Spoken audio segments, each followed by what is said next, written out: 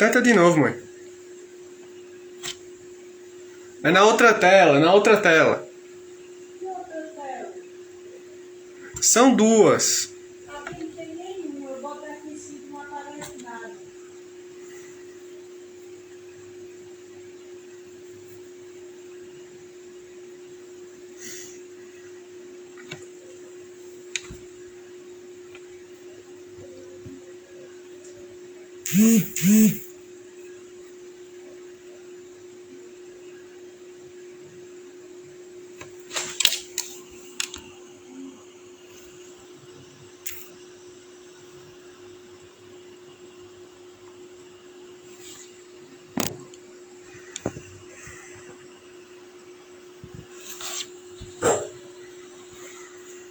Não tá vendo, não.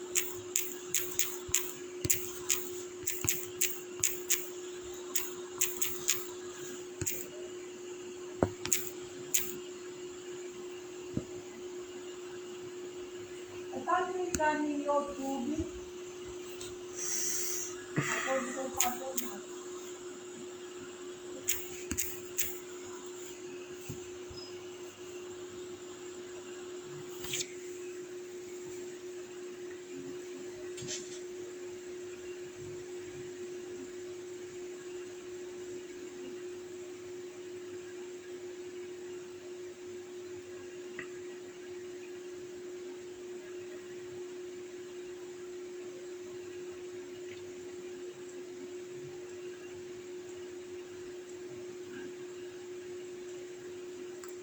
Boa noite, pessoas. Vocês conseguem me ouvir normal?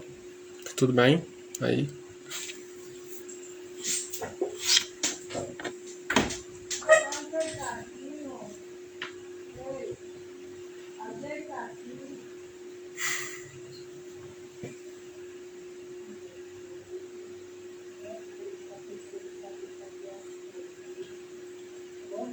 Boa noite. Ainda bem, isso quer dizer que o áudio não tá com problema.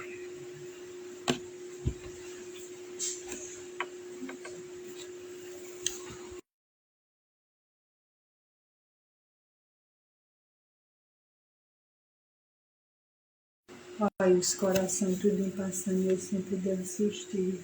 Vem rapidinho.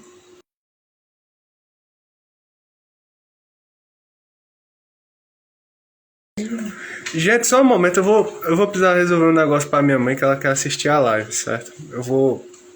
10 segundos aqui, por favor. Eu já volto.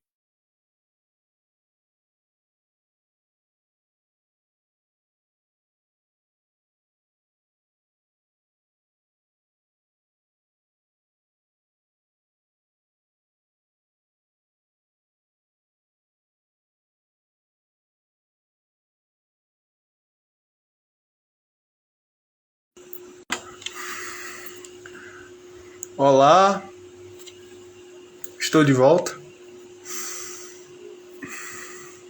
Ah, padre, o senhor vai ter uma câmerazinha na parte de baixo dos comentários. O senhor aperta nela e vai aparecer o convite para nós dividirmos aqui o espaço.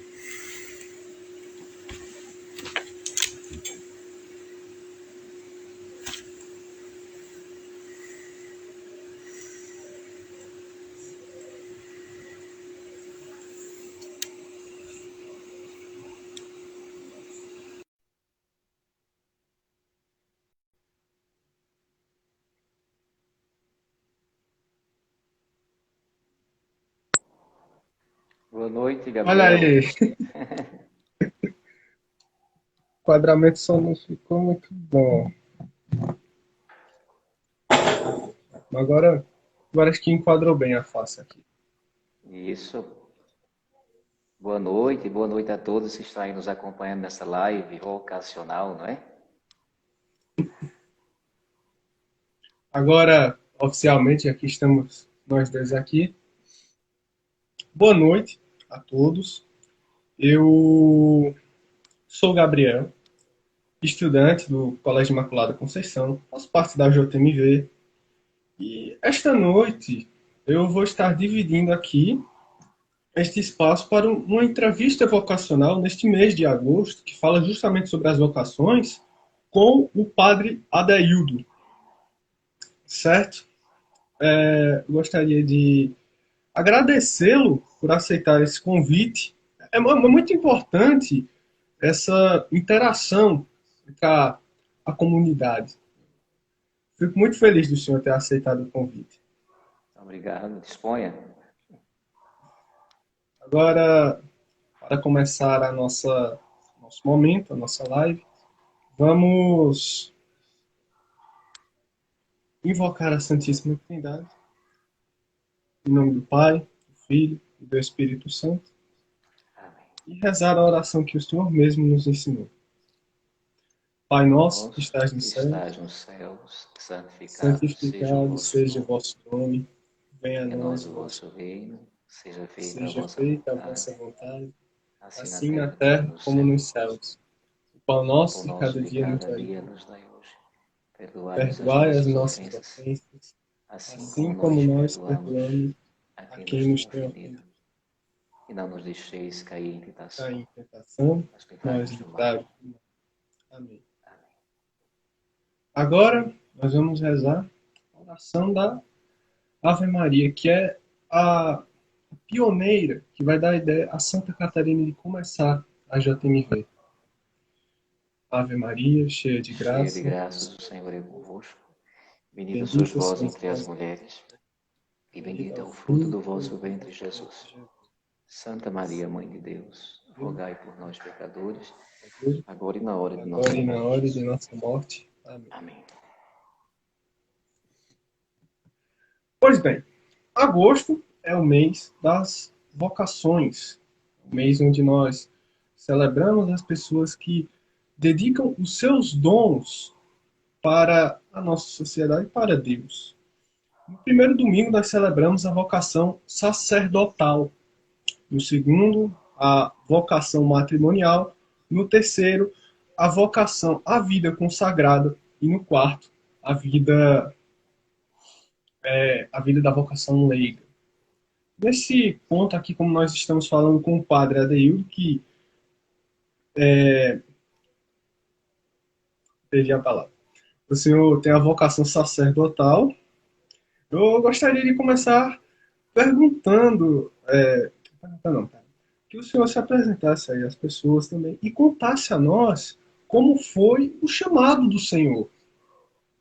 Porque é, é um dom esse de nós guiarmos os fiéis. Bom, eu sou o padre Adeildo, nasci em uma cidade com um nome muito sugestivo, Brejo da Madre de Deus, da Mãe de Deus, celeiro de vocações sacerdotais. Dessa cidade já saímos mais de 20 sacerdotes, acredito, e muitas religiosas. Cidade pequena, mas de uma vivência de fé, aquele povo muito grande. Ali foi que eu nasci, ali que despertou esse desejo de uma consagração total a Deus. Pequeno ainda, né? Então a gente nasce, a gente recebe no colo dos pais a semente da fé, a virtude da fé, uma virtude teologal. E essa sementinha ela vai crescendo e vai germinando de diversas formas, né? Chega uma certa fase da vida da gente que a gente precisa fazer silêncio e deixar Deus falar no coração da gente para saber o que a gente quer ser ou o que a gente quer abraçar para ser mais feliz. Que Deus quer só a felicidade das pessoas. E eu nasci ali, né? Uma vida normal, uma criança, de um jovem, um adolescente, de um jovem, mas com uma inquietação muito grande. Eu tinha vergonha, a verdade é essa, de ser ridicularizado pelos colegas por dizer assim, eu quero ser padre. Mas esse desejo estava sempre no coração. Nunca abandonei a igreja, né? Desde pequeno, sempre eu estive ligado aos trabalhos da igreja. Acredito que em todo o interior é assim, tudo converge para a igreja, tudo, né? Então a igreja é o ponto central. onde as pessoas se encontram, as pessoas se realizam, e não podia ser diferente comigo. Então, eu fiz minha primeira Eucaristia com 9 anos de idade, né? E aos 9 anos eu já quis ser catequista. Fiz a primeira comunhão e já quis pegar uma turminha de catequizando. Mas a questão vocacional, a vida sacerdotal, não estava tão clara, não. Eu queria apenas evangelizar. Isso era o meu objetivo. Enquanto criança, eu queria evangelizar, não é? E a gente vai crescendo, chega na fase já da pré-adolescência, e a gente vai nas turmas, continuando a crescer, continuando a despertar na gente esse desejo. E exatamente aos 16 anos, eu saio daquela pequena e pacata cidade de Brejo da Madre de Deus e fui morar na grande metrópole Rio de Janeiro. No Rio de Janeiro, eu fui mais para o que eu posso dizer, para uma provocação comigo mesmo. Eu pensava, vai ver que eu quero ser padre, porque todo mundo aqui fala a mesma linguagem. Eu vou para um lugar onde as linguagens são bem diferentes, onde a realidade é bastante diferente. E Rio de Janeiro, vocês sabem, até hoje, né? Naquela época não era tão assim, tão forte.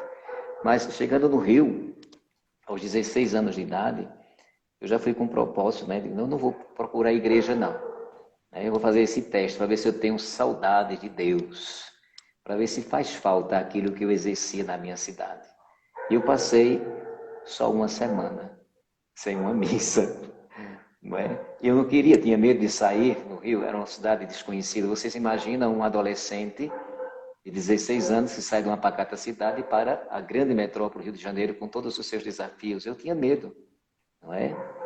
Mas aí eu, depois de uma semana, fui visitar uma vizinha que morava no mesmo prédio, porém do outro lado, né? Eu não tinha conhecido ainda a rua, muito pacato, muito dentro de casa. E da janela dela eu vi a torre de uma igreja, Nossa Senhora da Conceição, Colégio Imaculada Conceição. Nossa Senhora da Conceição. Digo, tem uma igreja ali. E eu escutei o sino bater. Aí me deu aquele remorso, né? Porque perdi a missa, não sabia que era tão próximo. E eu fui à igreja para a missa, fui logo procurar saber os horários de missa, mas com aquela inquietação vocacional muito grande. Para minha surpresa, na missa das 10, assim que eu cheguei, não sei quem disse, não sei. Tem uma religiosa vicentina chamada Irmã Ângela Guedes. Vicentina, fazia trabalho pastoral nessa comunidade. Quando eu cheguei, estava em oração, assim que a gente chega, né, para saudar o dono da casa, estava em oração, eis que ela bate no meu ombro e diz assim, você chegou do Nordeste recentemente, não é? Eu disse, sim, irmã, cheguei do Nordeste recentemente. Ela disse, eu estou precisando de você para ser catequista da Cruzadinha. Eu sei que você era catequista e tem uma turma de 40 crianças que precisa de alguém para tomar conta. E eu quero que você venha. Então, eu não tive mais como dizer não a Deus. Eu comecei com essa turma de cruzadinha de 30 e poucas crianças, mais ou menos. E todos os domingos, missa. Comecei a participar novamente dos grupos de jovens. Era a minha vida, grupo de jovem, grupo de oração, não é? Para vocês terem uma ideia, eu ia para uma comunidade e voltava a pé. Chegava em casa meia-noite a pé, com um terço na mão. O medo, né? Para mim tudo era suspeito. Mas eu disse, mas eu estou com um terço, eu venho de um grupo de oração, Nosso Senhor vai na minha frente. Ele me defende. Passei por putos apuros também. Com medo dessa realidade que eu, na verdade, não conhecia. Esse perigo, né? No interior a gente toma até com as portas abertas naquela época. Hoje não, mas não. E aí eu comecei esse trabalho na Cruzadinha. E, ao mesmo tempo, a irmã Ângela, muito sensível, né? Ela tinha um dom muito grande, né? Ela era carismática, tinha um dom muito grande. Ela olhava para a pessoa, ela sabia o que a pessoa queria. E a irmã Ângela disse, você por que não participa dos encontros vocacionais? E, meu Deus, eu estou fugindo dessa freira, já quer me colocar de novo. Eu disse, irmã, mas eu não conheço ninguém. Você vai falar com o reitor do seminário, aqui na Arquidiocese de Niterói, e você vai. Aí chegou um colega que estava lá também, que era catequista, e queria ser padre também. Então nós começamos a fazer todos os encontros vocacionais lá no seminário arquidiocesano de Niterói. Agora, o meu colega entrou e eu não quis entrar. Depois ele saiu, ele desistiu, não é padre. Eu não quis entrar, porque o meu irmão era militar, é da Marinha, e eu fui justamente para ajudá-lo com as crianças, porque a esposa havia tido gêmeos, e era muito difícil encontrar alguém para tomar conta. Eu disse, eu topo a parada, eu vou cuidar dos meus sobrinhos com ela. Eu vou ajudar, levar para médico, dar para dormir, fazer mingau, etc. Tudo que compete a uns cuidados de bebê. Eu fui e associava também a isso, paralelamente, os trabalhos de igreja. Eu nunca deixei os trabalhos de igreja. Só que o meu irmão, ele recebeu a proposta para trabalhar na Capitania dos Portos em Recife, ser transferido novamente para Recife. Aí eu pensava, não, mas eu ficar sozinho aqui, sem ninguém, sem parente nem aderente, não, eu vou voltar para Recife. Aí cheguei em Olinda, morava em Olinda, e na outra semana vi um jovem de uma paróquia ali perto, em Olinda, e me procurando. Eu soube que você chegou do Rio de Janeiro, eu quero lhe convidar para o grupo de jovem. Eu digo, mas é possível, meu Deus. Fui, e depois a gente começou a fazer parte dos encontros vocacionais. Né? Esse amigo entrou no seminário, também não é padre hoje, desistiu. Mas Deus utiliza tantos instrumentos assim só para dar uma forcinha na gente, né? Aí deixa a gente no lugar e sai. E foi justamente esse amigo meu que, não digo que me motivou, mas me abriu os olhos no desenvolvimento da vocação sacerdotal. Ele admirava o amor que ele tinha, eu sempre o visitava no seminário. E o bispo daqui de Pesqueira, que era Dom Manuel Palmeira da Rocha, já havia me convidado para participar de um encontro com ele de uns 15 dias na Cúria Diocesana, na casa do bispo. Eu digo, mas eu não vou, eu não sei, eu não estou preparada ainda. É aquela coisa, né, que a gente sempre acha que é o outro, que Deus está chamando sempre o outro e nunca chama a gente. Então eu não tinha certeza. E vocação a gente nunca tem certeza. Vocação religiosa e sacerdotal, a gente mergulha. O oceano é Deus. Eu tive que aprender isso. Então, esse rapaz, né, estava comigo, nós tínhamos ido a uma igreja em Recife, e na volta tinha uma faixa falando sobre o vestibular para a filosofia no Mosteiro de São Bento. E ele me dizia, Adeildo, tu não tinha vontade de entrar no seminário? Eu digo, eu tinha, mas o bispo me chamou e eu não fui para o encontro no mês de setembro, justamente para preencher uma ficha, e essa ficha me dava o direito de fazer o vestibular, né? Fazer esse vestibular para ver se eu entrava na filosofia. E eu perdi essa ficha, eu perdi essa oportunidade. Mas aí, eu não sei o que me impulsionou, mas eu dei parada no ônibus, vamos lá. Me lembro da secretária, o nome da secretária, veja que Nossa Senhora sempre me acompanha. O nome da secretária é Maria do Rosário. Aí eu falei com ela disse, não, mas você pode fazer, independentemente de diocese, você pode fazer, você faça a sua inscrição, e daqui a uma semana é o vestibular. Vocês imaginam eu estudar para um vestibular em uma semana. Dom Casmurro, o Seminarista, essa de Queiroz, O Nome da Rosa, esses livros, calhamaços de livro para ler. Eu disse, meu Deus do céu, eu vou na orelha do livro para saber o que esse livro tem a dizer, para poder fazer essa prova, esse vestibular. Né? Mas quando Deus quer, Deus sempre abre caminhos. Né? O impossível para Deus é possível. E aí, o vestibular constava, eu não sei naquela época, se era 100 cruzeiros, que seria talvez 100 reais hoje, não sei. E meu irmão, que é padre hoje, meu irmão, ele não tinha Depois que ele saiu do interior, foi para a capital, então o Partido Comunista quis tirar aquele que ele tinha de mais sagrado, que era a fé. Então meu irmão, ele não olhava com bons olhos não, agora está trabalhando em Roma, mas ele não olhava com bons olhos não. E eu sempre muito paciente, aí eu pedi a ele, tu me dá esse dinheiro, porque eu estou necessitando comprar alguma coisa, porque eu não trabalhava, só estudava, e ele trabalhava, mas as coisas em casa eu fazia, arrumava, passava roupa, fazia comida, né? Era o meu contributo para com ele que trabalhava, então eu arrumava sempre ali, eram uns 3 lá em casa, lá em Olinda. E ele me deu esse dinheiro. Depois foi que eu disse a ele, disse, eu vou pagar uma inscrição do vestibular para a filosofia, porque eu vou entrar no seminário. Você está doido? E eu vou entrar. Depois que eu fiz a inscrição, na mesma semana, antes do vestibular, eu vim à Pesqueira para falar com o Dom Manuel Palmeira, que com muita simpatia ele me acolheu, né? Disse, mas eu esperei tanto em setembro e você não veio, mas eu entendo, papapá. É justamente por causa disso que eu vim, Dom Manuel. Primeiro, para me desculpar, porque eu não fui muito atencioso ao seu convite, mas, em segundo lugar, para lhe dizer, ele se olha, até a ficha que era sua já não tem mais. Eu digo, olha, sem sua permissão, não é? Usando talvez de uma decisão minha, um desejo meu, eu fiz a inscrição, eu paguei a inscrição e vou dizer ao senhor eu vim dizer ao senhor que eu vou fazer o vestibular na próxima semana. Ele se levanta e, como um pai e amigo, me dá um abraço e diz assim: então agora você se considere seminarista da Diocese de Pesqueira. Né? Então eu saí, vocês imaginem, como eu saí da casa do bispo, né? Muito emocionado pela acolhida dele. Agora vamos caprichar no vestibular. Eu fiz, e sem nenhuma modéstia, ainda passei em 5º lugar no vestibular, né? Para filosofia, no Mosteiro de São Bento. E comecei lá no Mosteiro de São Bento a estudar, só que naquela época a gente não podia morar no seminário arquidiocesano de Olinda e Recife, porque gente de outras dioceses, o arcebispo não permitia que morasse no seminário arquidiocesano. A gente morava em casas ou em igrejas.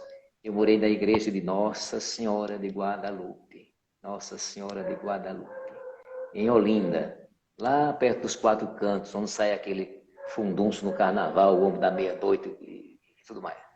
Lá nos 4 cantos, em Olinda, eu morava lá. E improvisaram para a gente, no coro da igreja, uma casa. Vocês imaginem uma casa improvisada no coro de uma igreja. Eu saí da minha casa para morar no coro de uma igreja. As divisórias eram compensadas, não é? Fizeram um banheiro assim na parte de cima e tinha um banheiro na parte de baixo que para a gente passar aquele cemitério das Irmandades. Eu digo, de noite eu não vou não. Vou procurar aqui em cima para sair de madrugada lá para o banheiro para passar por dentro do cemitério. Estou fora. Aí o menino morria de rir. Digo, morando dentro do cemitério. E ali, em situações bem precárias, né? Às vezes a gente não tinha cama para dormir, dormia numa cadeira de balanço, né? Passava necessidades também, às vezes faltava o quê? O alimento. Eu sempre sorria, porque eu via isso como uma aventura da fé. Eu nunca reclamei, nunca murmurei, absolutamente. Eu achava graça. E tinha seminaristas que não sabiam cozinhar, não é? E era a vez da gente, a gente faz escala para cozinhar. Então teve um que fez uma carne e todo mundo achando a carne muito adocicada. Eu perguntei para ele, me diz uma coisa, tu colocasse o que nessa carne? Ele disse, esse tempero aqui. Ele tinha colocado, temperou a carne com canela em pó. Né? E a gente tinha que comer aquela carne com canela em pó. E aí a gente foi ficando e de repente o Vaticano, o Santo Padre, através do visitador, esse bispo, ele era lazarista, lá do Belém do Pará. Esqueci o nome dele. Mas ele foi o visitador do seminário e o Santo Padre pediu que todos os seminaristas que morassem, São João Paulo II, todos os seminaristas que morassem em casas ou igrejas, como nós, tínhamos que voltar para o seminário grande. Aí misturou Diocese Pesqueira, Petrolina, Floresta, Caruaru, Nazaré da Mata, Arquidiocese, Palmares, pense o Angu de Caroço, todo mundo lá, de repente estava todo mundo lá. Então éramos mais de 60 seminaristas. Né? E ali, no seminário de Nossa Senhora da Graça em Olinda, eu terminei a minha filosofia. A teologia, eu fui transferido para o seminário de Nossa Senhora de Fátima, em Brasília. Então, os 4 anos eu fiquei em Brasília. Né? Trabalhei na paróquia Nossa Senhora do Lago, Nossa Senhora Aparecida e Nossa Senhora da Assunção. Também Nossa Senhora da Divina Providência. Então, toda Nossa Senhora me acompanhar e me acompanha ao longo da minha vida, não é? Ao longo da minha vida. E aí, depois desse estágio em Brasília, depois que me ordenei diácono, né? No outro ano vim ser ordenado sacerdote aqui em Pesqueira, na Diocese de Pesqueira, na minha cidade natal de Brejo da Madre de Deus, na igreja de Nossa Senhora do Bom Conselho, na frente da igreja de Nossa Senhora do Bom Conselho, né? No dia 2 de fevereiro de 1996, às 7 horas da noite.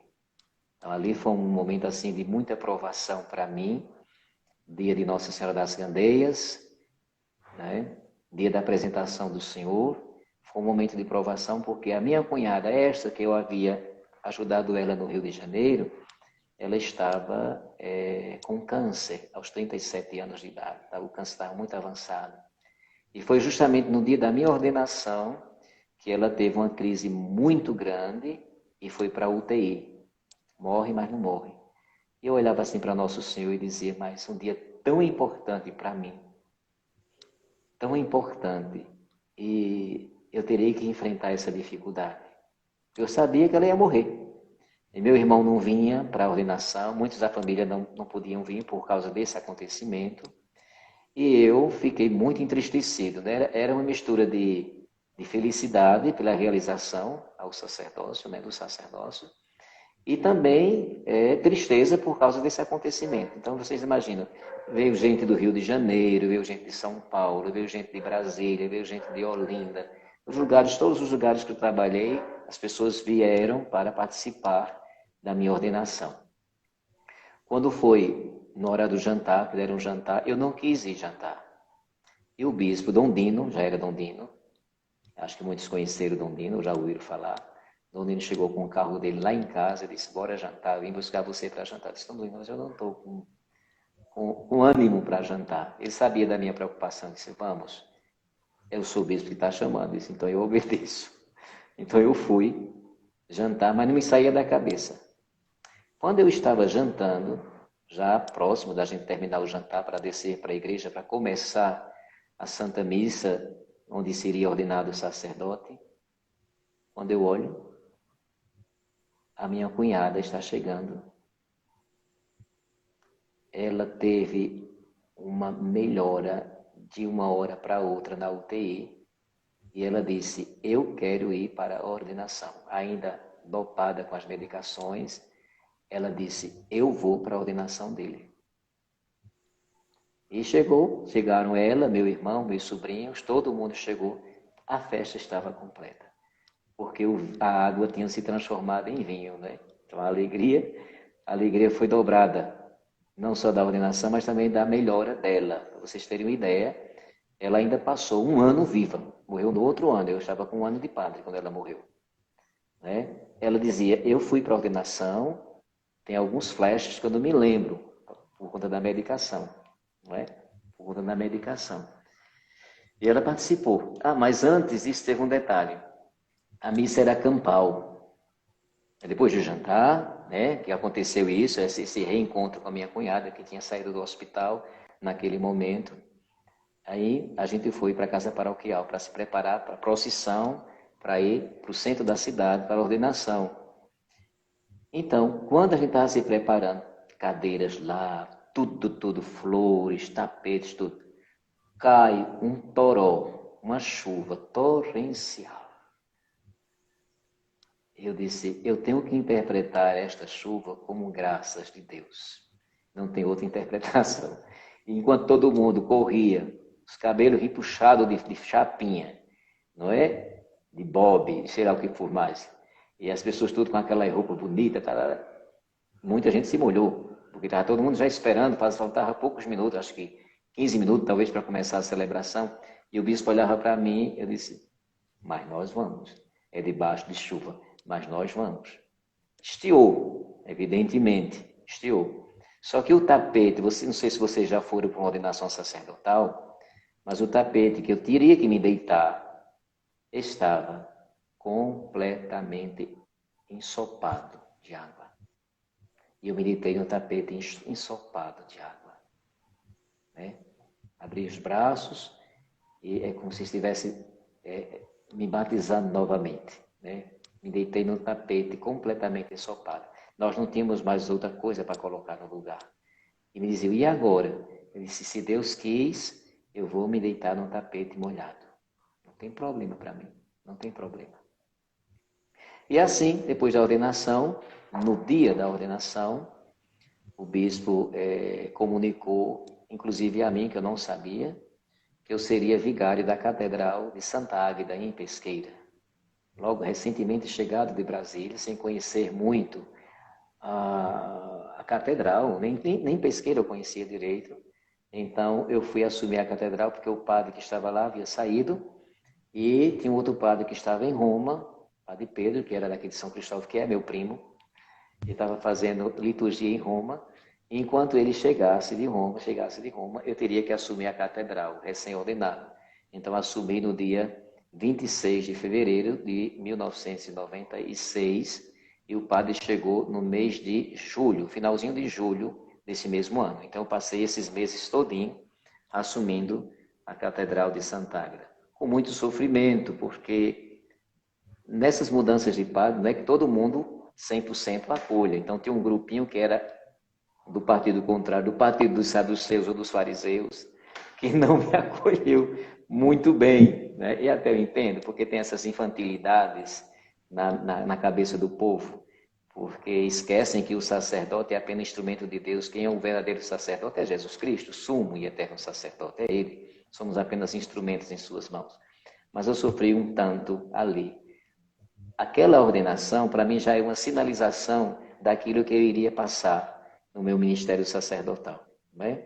Então, era como se Deus, e o bispo dizia naquele evangelho sobre a apresentação do menino Jesus no templo, quando Simeão diz à mulher, e uma espada de dor te transpassará a alma. E o bispo dizia para mim, o sacerdócio é isso.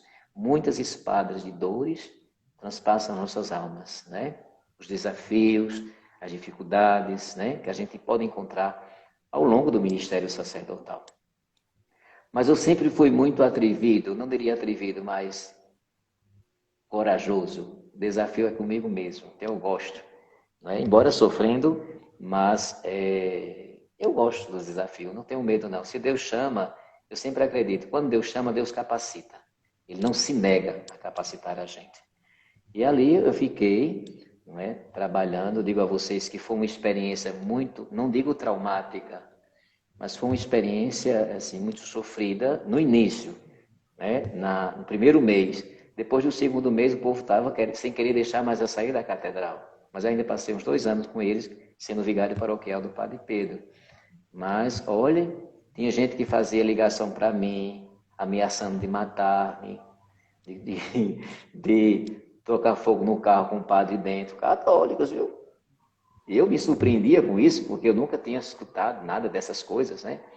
E dizia, olha, eu vou lhe matar. E eu dizia, se você me matar, eu morro. Eu dava a resposta, né?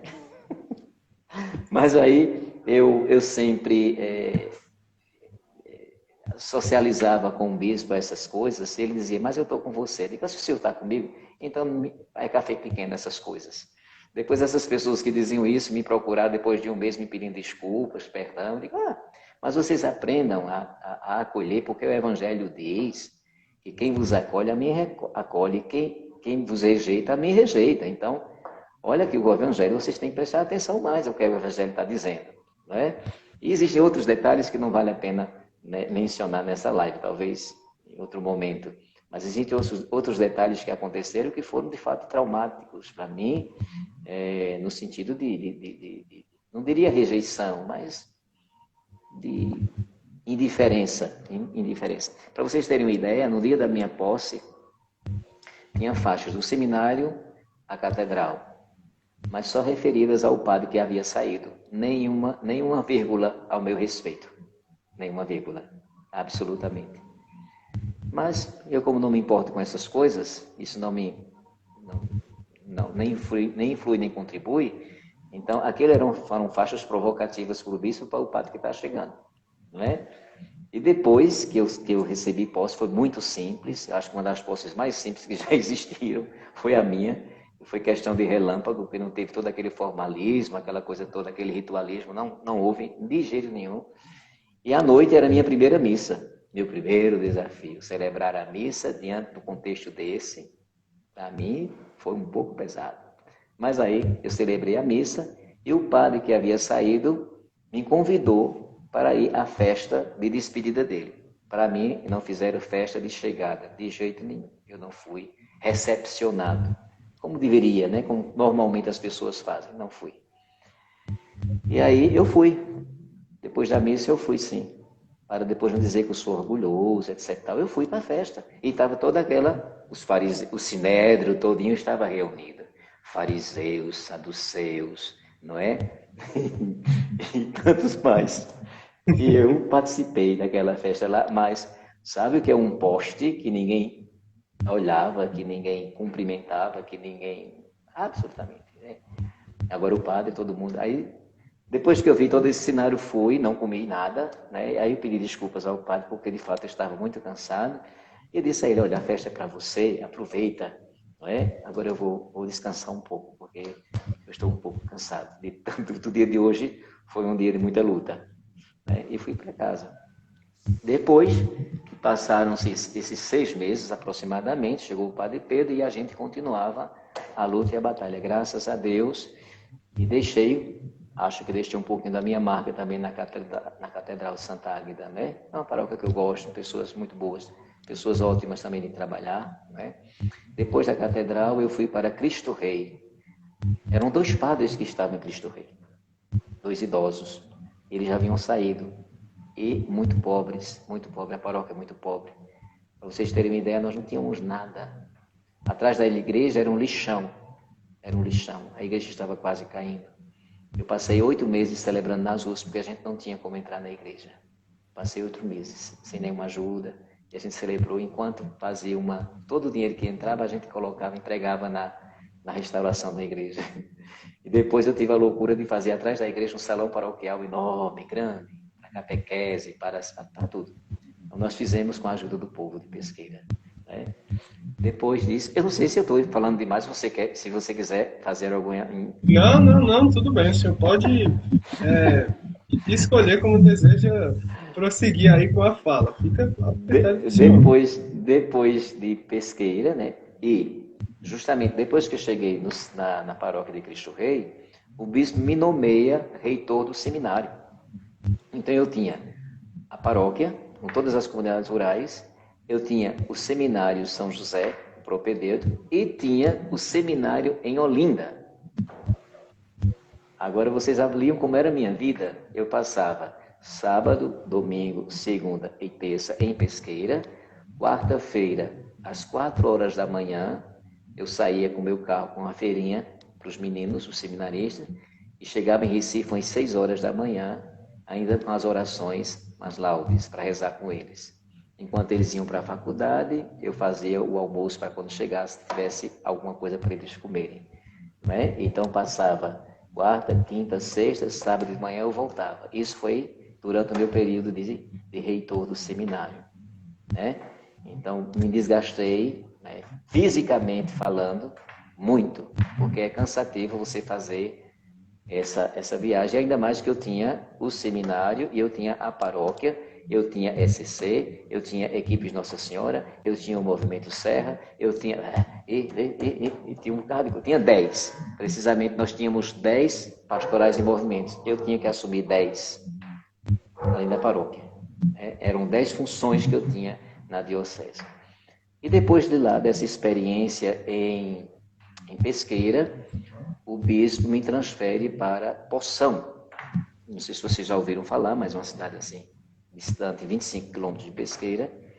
E lá em Poção, eu passei quase 6 anos em Poção. Passei quase 6 anos. Depois o bispo, Dom Francisco Biazin, sabendo que o padre Adilson já queria entregar por conta das razões do santuário, etc., já não conseguia mais, né, permanecer na paróquia nesse sentido. Então o padre Adilson, ele foi justamente para a Serra das Varas e eu vim para Arco Verde. Quando o bispo me chamou lá, eu estava muito bem, muito bem. É o lugar que Deus me coloca, eu fico muito bem. E o bispo disse, olha, você foi escolhido por unanimidade para Arco Verde, Livramento. Eu quero saber da sua resposta. Unanimidade, mais um voto que é o meu. Eu digo, bom, se Deus me escolheu, você sabe que eu estou muito bem aqui. É uma cidade pacata, é uma cidade... Mas onde Deus me colocar, eu vou. Sofrido, mas eu vou. Né? Porque eu já estava muito, muito acostumado com aquele povo, né? Um jeito simples, aquele povo, um povo acolhedor. Então, eu me sentia de lá. Saí de lá em 2006, na noite de Natal. Foi minha última missa. Quando eu beijei o altar, eu disse àquele povo, esta é a última missa que ele celebra aqui como pároco. Estou indo agora. Foi um dia de juízo, uma noite de juízo. Quer dizer, eu nunca mais faço isso, sair na noite de Natal, não. Vou deixar pelo menos na 8ª, mas na noite de Natal foi uma noite muito, assim, triste, né, de despedida. E eu não sabia que era tão querido, não é? Porque a igreja toda estava lotada, a igreja, jovens, idosos, crianças, todos chorando. A minha partida, a partida do pároco. Eu não sabia quem ia para lá ainda. E mais emocionante ainda, porque eu já tinha levado algumas coisas para Pesqueira, enquanto eu não vinha para cá, não é? Eu só vim para cá em janeiro, então tinha alguns dias que eu tinha que ficar lá em Pesqueira, na casa de uma amiga minha. E, nesse sentido, quando eu estava me preparando para ir embora, quando eu entrei no carro para descer a Serra de Poção, me emocionei demais. Porque a igreja, eles fizeram um corredor até o fim da praça e começaram a cantar, se despedindo do ex-pároco. E isso ficou muito assim na cabeça da gente, né? Na cabeça da gente. Fizeram um corredor de um lado e de outro, jovem, todos chorando, né? E assim a gente descia. Eu fiz questão de dar a última bênção à cidade, percorri algumas principais ruas da cidade e passando por esse corredor e me despedia daquele povo bom de Poção. E cheguei aqui em Arco Verde, graças a Deus, fui muito bem recebido, muito bem recepcionado aqui. Não foi do jeito da catedral, infelizmente, não foi do mesmo jeito, graças a Deus, porque o carinho de Padre Adilson, né? O amor que ele tem também aos irmãos, ao sacerdócio, e isso fez com que entrasse na cabeça, mesmo de algumas pessoas que às vezes confundem muito o padre e não sabem identificar o padre e Jesus Cristo, não é? E às vezes coloca sempre a gente no lugar de Jesus Cristo e a gente não está de maneira alguma para assumir o lugar daquele que é o nosso mestre e Senhor, não é? Então, o Padre Adilson preparou muito bem a minha chegada, foi muito bonita, né? Eu acho que conseguiu tirar o trauma que eu tinha de festa, de recepção de padre, viu?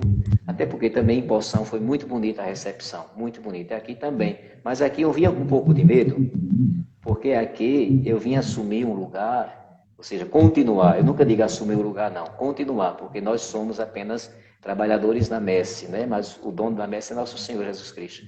Então eu vim dar continuidade ao trabalho de Padre Adilson, de 30 anos de missão aqui. Vocês imaginam, né? Se a gente passa 6 anos, 10 anos, 15, 20 anos, é difícil? Imagine 30 anos.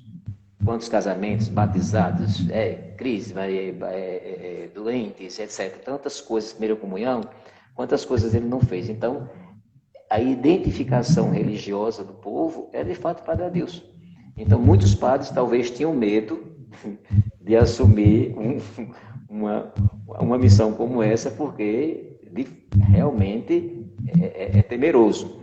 Mas, como eu disse a vocês, gostava muito de emoção, de aventura, e eu já aprendi desde o seminário a nunca dizer não a Deus, nunca dizer não, porque quando Deus chama, Deus prepara, Deus capacita, Deus fortalece. E graças a Deus estou aqui em Arco Verde já em janeiro do ano que vem. Já vou fazer 15 anos aqui, né? É a paróquia que eu mais fiquei até agora de tempo, foi Arco Verde, né? Uma cidade acolhedora, as pessoas muito boas, os leigos muito, mas muito autênticos, engajados, disponíveis no trabalho pastoral. E isso ajuda muito a gente, né? Isso é um bálsamo na vida do sacerdote, no ministério sacerdotal, quando a gente encontra também a colaboração, o amor, né, dos leigos. Isso faz com que a cruz da gente ela não pese tanto.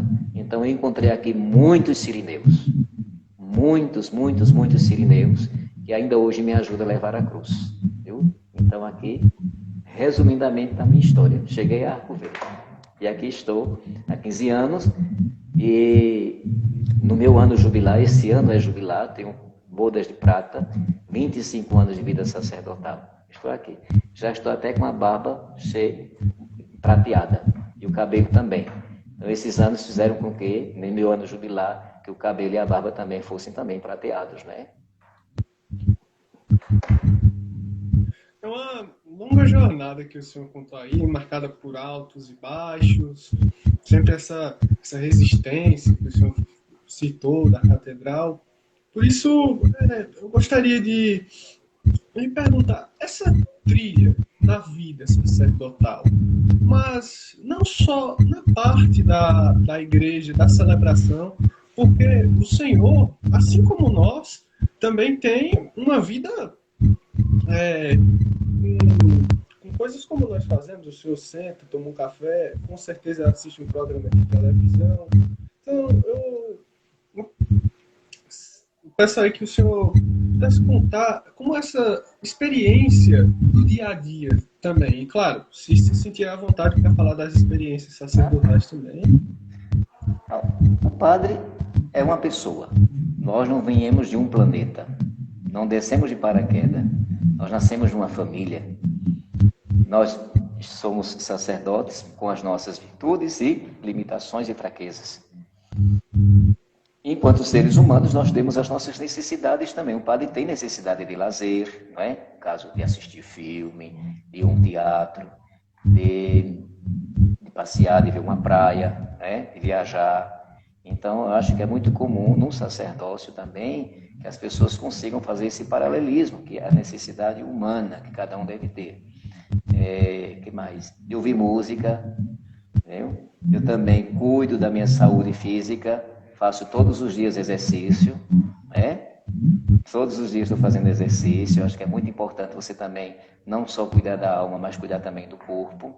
É super importante, não é? Porque a gente não pode pegar o corpo e ficar... Como é que eu vou dar conta dos trabalhos se o corpo está debilitado, né? Então, é mais ou menos por isso. Agora, eu gostaria de conversar aqui sobre uma parte que ela ocorre na vida de todos, né? E queria que o senhor nos contasse como seria essa parte da vida do senhor em referência às tentações que nós recebemos. Todos os dias, as pessoas, enquanto fiéis, elas se deparam com tentações. Isso aí é algo que nós não podemos evitar. O ser humano ele tem essa marca do pecado, tem essa marca de ser um pecador. Jesus já nos orientava na oração do Pai Nosso que as tentações sempre irão fazer parte da nossa vida. Por isso que ele pede que a gente reze, não nos deixeis cair em tentação. Ou seja, a gente reza para que as tentações não sejam realidade na nossa vida, né? Para a gente não cair na tentação. Mas elas irão sempre acontecer, seja em todos os níveis, né? Às vezes a gente tem a tentação do poder, de querer ser mais do que o outro, de ser mais importante do que o outro, porque eu sou sacerdote, então eu quero estufar o meu peito e dizer quem manda aqui sou eu, a comunidade é minha, ninguém manda. Isso é uma tentação grande, a tentação do poder, não é? A tentação da riqueza, então você está assumindo uma função como essa, mas usufruir das coisas, mas sem querer, de maneira alguma, está acumulando nada para você, absolutamente. Saber viver com aquilo que é necessário, não é? E não entrar na vida sacerdotal puramente pensando pensando em ter alguma coisa, pensando em enriquecer. A gente tem que enriquecer sim nos trabalhos pastorais, enriquecer na assistência aos pobres. Esse é um enriquecimento que deve acontecer na vida do sacerdote. E há muitos que têm tentações, né? Nós temos as nossas tentações diárias. Quantas vezes a gente não tem tentação de desistir de um projeto, né? Desistir de uma missão? Existe isso, né? Então, não só na vida do padre, mas na vida de todos os fiéis. Por isso que a gente tem que continuamente estar rezando, estar estar em comunhão com Deus para a gente tentar escapar dessas ocasiões que tentam nos dar rasteiras. As tentações, elas tentam nos dar rasteiras, tentam nos desanimar na caminhada. Até Jesus foi tentado pelo diabo no deserto. Imagine. Até Jesus foi tentado. Não é? E ele, através dessa tentação, nos ensina a escapar delas. Agora, vamos dar uma olhada no interação do público, vamos ver. O som não está bem, Gabriel. Agora, está melhor? Mais ou menos. Tá certo, vou ficar falando um pouco aqui mais alto. Agora nós vamos dar uma olhada aqui no chat, vamos ver as perguntas do público. Deixa eu dar uma olhada.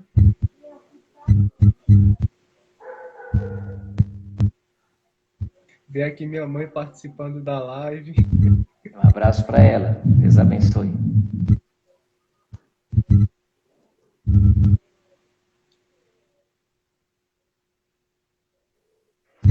Acredito que muitos dos que estão aqui, com certeza, já viram o Senhor celebrando missas. Eu, inclusive, muitas vezes já fui na matriz, até mesmo no Colégio Imaculada Conceição, vi o Senhor exercendo essa função sacerdotal. De fato, é uma notoriedade nessa vida. Focando no chamado do Senhor, mas dessa vez com uma pergunta minha. Como nós conseguimos identificar que o Senhor nos chama? Como o Senhor conseguiu identificar que o Senhor nos chamava? Gabriel, primeiro, a gente precisa fazer silêncio. E Deus nos chama através da realidade do nosso cotidiano. De repente a gente vê a seara muito grande, a roça grande, enorme, e a gente começa a pensar, mas quem vai trabalhar nessa seara? Eu não posso ser também um trabalhador na messe do Senhor? Não ficar pensando em passar a peteca ou a responsabilidade para outros, de maneira alguma. Então, quando a gente começa a ver o povo sofrendo, as pessoas sem assistência, as pessoas sem pastores, né? Crise que nós temos, às vezes, de pastores que guiam o povo, que amam o povo, que está perto do povo. Então, isso a gente pode servir para a gente como um sinal de Deus, né? Deus chamando a gente para servir a Ele através dessa realidade do cotidiano. Então, a vocação ela se faz a partir disso. A gente tem que pedir a Deus essa sensibilidade de olhar o mundo que nos cerca, as necessidades desse mundo, e às vezes a gente diz, será que eu posso servir a Deus, né, dessa forma, nesse estado de vida, abraçando a vida ministerial sacerdotal? Por que não? Às vezes, quando chega esse pensamento na gente, diante de tantas outras alternativas que a gente tem, ou possibilidades, aí a gente acha que esse não, eu vou procurar sempre um outro. Né? Por que não? Por que não ser padre? Por que não abraçar a vocação sacerdotal? Não é? Por que não isso? Por que não posso ser padre? Aqui eu identifiquei uma pergunta.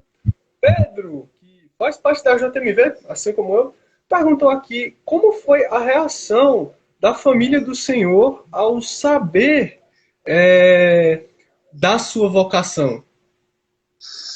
Bom, a reação, a minha mãe, que é católica romana, quase um papa, ela fez a festa, não é?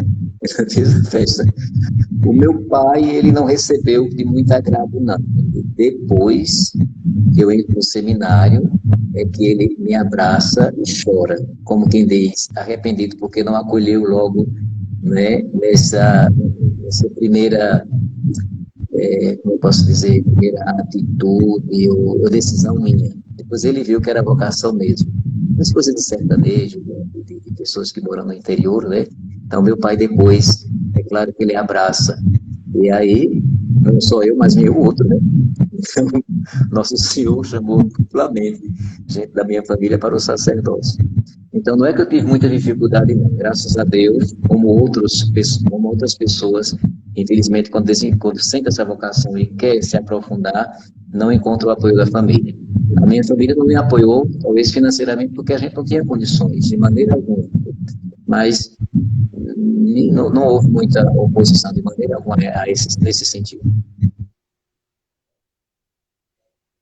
É muito gratificante receber esse apoio da nossa família nas coisas do dia a dia que nós tentamos fazer, porque principalmente na vocação do Senhor, porque a vocação sacerdotal, ela não é fácil, ela exige muito de todos os padres, com certeza, é sempre um serviço, é realmente um doar a vida a Deus. Tanto é que a desistência, se não me engano, pode ser feita até no dia da cerimônia. Exatamente. E é uma decisão pessoal, por isso que se pergunta. Ninguém é obrigado a ser padre. Ninguém é obrigado a ser padre. Ninguém vai chegar com uma peixeira no pescoço, você vai ser padre agora. Amarra. Não. É uma decisão pessoal, espontânea, e a gente sabe dos desafios. Todo seminarista sabe, todo padre sabe mais ou menos o que é que vai encontrar. E Nosso Senhor, quando caminhava para Jerusalém, já tinha anunciado: olha, o Filho do Homem vai ser entregue nas mãos dos homens, vai sofrer, vai morrer, e ao terceiro dia vai ressuscitar. Os discípulos, às vezes, não quiserem dar muita atenção a este recado de Jesus, né? Então, ninguém entra para a vocação sacerdotal para comodidade de vida, de maneira alguma. Nós entramos na vocação sacerdotal para continuarmos inquietos, enquanto esse reino de Deus não se desenvolve no meio da nossa comunidade. Inquietação, eu acho que seria a palavra certa. E o tempo está já terminando. Pois uma das pessoas presentes gostaria de fazer alguma pergunta aqui para o padre? Esperar um pouco aí, para ver se alguém aparece.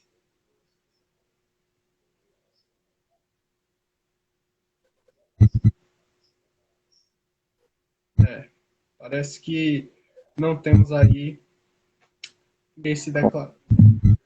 Pois agora eu vou entrar nessa parte dos ritos finais. Eu gostaria de agradecer a presença do senhor aqui na nossa live, por ter aceitado esse convite da JMV. Como eu ressaltei antes, é importante essa conexão que nós temos, e principalmente quando o senhor fala da sua experiência. Ela pode dissipar algumas dúvidas que as pessoas tenham acerca disso, como, por exemplo, no que nós falamos a respeito da vida do senhor. Como o senhor disse, o padre é uma pessoa, eu também tenho minha vida fora das obrigações sacerdotais. Somos gente. Precisamos que as pessoas também nos entendam enquanto gente. Às vezes fica com raiva, chateado, emburrado, não é? É normal. Somos pessoas, não é? Temos os problemas também na gente. Então, as pessoas têm que entender o padre como um ser humano. Repito, nós não viemos de outro planeta. Nós nascemos em família. Então, nós temos que ser entendidos também como seres humanos. Tá bom? Aí eu quero agradecer a vocês que me fizeram um convite, a Irmã Lúcia, o Colégio Imaculada Conceição, que Deus possa abençoar todos vocês. E aí, se algum jovem está nos escutando agora e tem esse despertar vocacional para a vida sacerdotal, tenha coragem. O mestre continua chamando. Quem sabe se não é você? Né? Quem sabe se o chamado não está sendo dirigido para você nesse momento agora, tá bom? Então, agradeço por demais o convite e peço a Deus que nos abençoe esta noite e sempre, né? E que muitas vocações possam surgir, não só vocações sacerdotais, mas vocações leigas, sérias, comprometidas, né? Que possam surgir também vocações religiosas. Ótimo. Agradeço a todas as pessoas aí que estiveram presentes durante essa 1 hora. Foi uma conversa muito proveitosa, muito boa. Eu não percebi o tempo passar. E por isso estou agradecendo mais uma vez por o senhor dividir essa história com a gente.